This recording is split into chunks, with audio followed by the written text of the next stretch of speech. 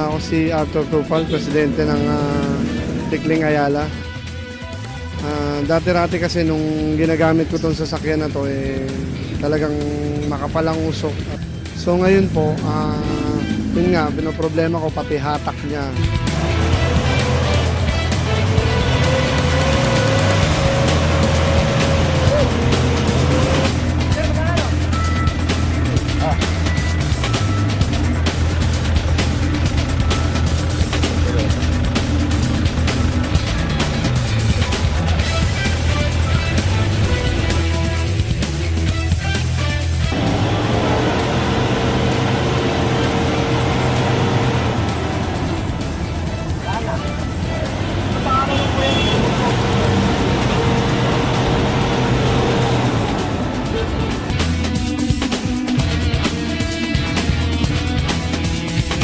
Umaakit ako dyan dati.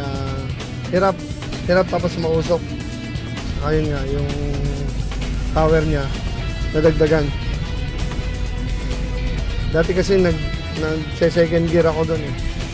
Malaki ang pagbabago niya kasi unang-una, yun nga, nung sinubukan ko sa medyo matarik na lugar, nawala yung usok niya. At the same time, gumanda pa yung power ng sasakyan.